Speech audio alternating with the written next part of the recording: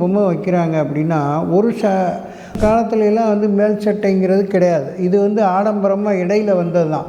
இது மாதிரி நாம் எதை வந்து அதிகமாக பயன்படுத்துகிறோமோ அதை எடுத்து இறைவன்கிட்ட ஒப்படைச்சி இறைவன்கிட்ட ஆசீர்வாதம் வாங்கிறது தான் அந்த சரஸ்வதி பூஜை, ஆயுத பூஜைங்கிறது. வட மாநிலங்கள்லாம் வந்து ரொம்ப சிறப்பாக கொண்டாடக்கூடியது இந்த சரஸ்வதி பூஜை, ஆயுத பூஜை.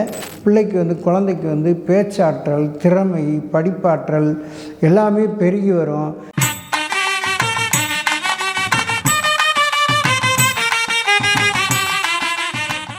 ஆன்மீக அன்பர்கள் அனைவருக்கும் வணக்கம். இந்த புரட்டாசி மாதத்தில் வந்து இன்னொரு சிறப்பு அப்படின்னா இந்த நவராத்திரி.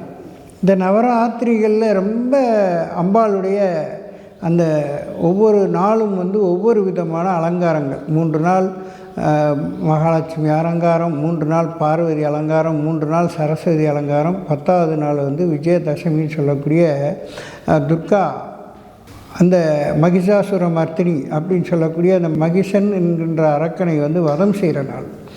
3 சக்திகளும் இணைந்து அந்த 10வது நாள் தான் அந்த அசுரனை வந்து வதம் செய்கிறாங்க. அப்படிப்பட்ட இந்த நவராத்திரி அப்படிங்கிற இந்த நவராத்திரி கொலு வச்சு வீடுகள் தவறாமல் கொலு வைக்கிறவங்க இருப்பாங்க. அதே ஆலயங்களில், எல்லா ஆலயங்கள்லேயும் கொலு நிகழ்ச்சி நடக்கும். அதில் வந்து மனித வாழ்வில் வந்து என்னென்ன மாதிரியான வாழ்கிறாங்களோ அந்த மாதிரி பொம்மைகளை வச்சுருப்பாங்க. எப்படி ஒவ்வொரு ராஜகோபுரத்துலேயும் வந்து கோவில்களில் வந்து ஒவ்வொரு நிகழ்வுகளையும் பொம்மை வடிவத்தில் வச்சு காமிச்சாங்களோ, ஏன் இந்த பொம்மை வைக்கிறாங்க அப்படின்னா, ஒரு குறிப்பிட்ட காலகட்டங்களில் நாம் மறைஞ்சிருவோம். ஆனால் அந்த கோவிலுங்கிறது நிலையாக இருக்கும். அப்போ அந்த நேரத்தில் அந்த காலத்தில் வாழ்ந்தவங்கள்லாம் எப்படியெல்லாம் வாழ்ந்தாங்க, என்னென்ன மாதிரியாக இருந்தாங்களாங்கிற உணர்வுகள். இன்றைக்கி வந்து நம்ம சாதாரணமாக இன்றைக்கி எல்லாருமே வந்து பெண்களெல்லாம் வந்து மேல் சட்டை அணிஞ்சிருக்கோம், ஆம்பளையெல்லாம் மேல் சட்டை அணிந்து. அந்த காலத்துலலாம் வந்து மேல் சட்டைங்கிறது கிடையாது. இது வந்து ஆடம்பரமாக இடையில் வந்தது தான். அப்போ மேல் சட்டை அணியாமலே அந்த காலத்தில் வாழ்ந்தாங்க. அது மாதிரி தான் கோபுரங்களில் சிலைகள்லாம் வடிக்கப்பட்டது. அன்றைக்கி வாழ்ந்த மன்னர்களுடைய ஆடைகள் எல்லாம் வந்து சிலையாக வடிக்கப்பட்டதுனால அந்த காலத்து கலாச்சாரம் எப்படி இருந்தது அப்படிங்கிறது அந்த கோபுரத்தின் மூலமாக தான் நமக்கு வந்து அந்த கலை, அந்த காலத்தில் வாழ்ந்த கலைஞர்களை வந்து காமிச்சாங்க. அதுபோல தான் இந்த புரட்டாசி நவராத்திரியில் வரக்கூடிய இந்த சரஸ்வதி பூஜை, ஆயுத பூஜை அப்படின்னு சொல்லக்கூடியது 1/10/2025 அன்னைக்கு வந்து நமக்கு வந்து சரஸ்வதி பூஜை வருது. 2/10/2025 அன்னைக்கு வந்து அதாவது ஆயுத பூஜை அல்லது விஜயதசமி அப்படின்னு சொல்லக்கூடியது. இந்த சரஸ்வதி பூஜை அன்னைக்கு 2ம் சேர்த்தே சில பேர் பண்ணுவோம்.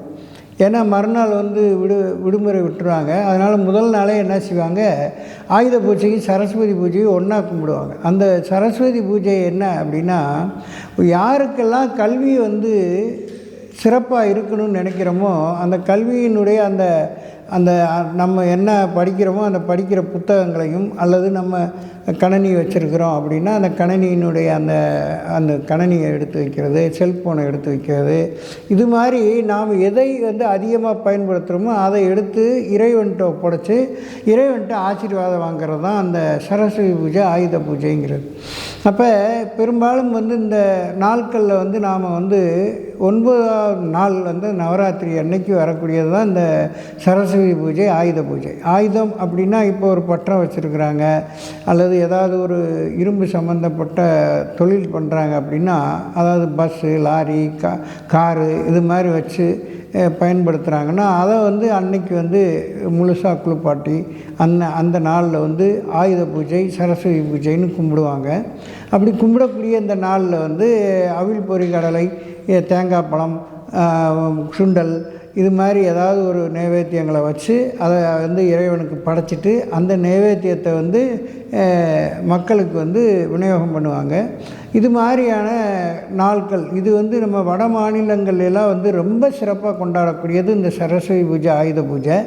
நம்ம வட மாநிலங்களில் அடிக்கடி பயணம் செய்திங்கன்னா அங்கே நடக்கிற அந்த திருவிழா கூட்டங்களெல்லாம் பார்த்திங்கன்னா உண்மையிலேயே மெய்சில் இருக்கக்கூடிய விஷயங்களாக இருக்கும். அது தமிழ்நாட்டில் இன்னும் சிறப்பாக இருக்குது.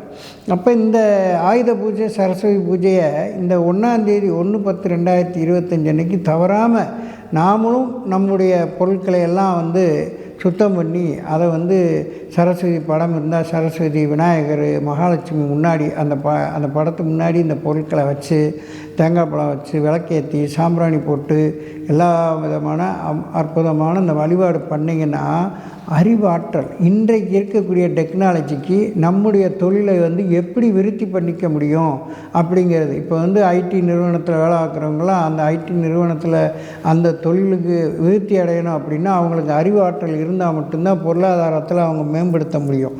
அப்படி இருக்கிற சூழ்நிலையில் அப்படிப்பட்டவங்கள்லாம் அந்த கணனியை வச்சு வழிபாடு பண்ணும்போது ரொம்ப சிறப்பான நற்பலன்கள்லாம் கிடைக்கும்.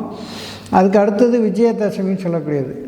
அப்போ புதுசாக நம்ம வந்து 3 வயது முடிஞ்சு 4ஆம் வயது துவங்குற குழந்தைங்கள வந்து பள்ளிக்கூடத்தில் சேர்க்குறது. அந்த காலத்தில் 5 வயசுக்கு மேலே தான் குழந்தைங்கள சேர்ப்பாங்க. இந்த வருஷம் வந்து இப்போ 4 வயது பூர்த்தியானவங்களை தான் வந்து இப்போ வந்து எல்கேஜியில் சேர்க்குறாங்க. அப்படி இந்த எல்கேஜியில் சேர்க்கக்கூடிய இந்த பிள்ளைங்களை புதுசாக பள்ளிக்கூடத்தில் சேர்க்கக்கூடிய பிள்ளைங்களை இந்த விஜயதசமி அன்னைக்கு வந்து பள்ளிக்கூடத்தில் வந்து முதல்ல என்ட்ரி போடுவாங்க.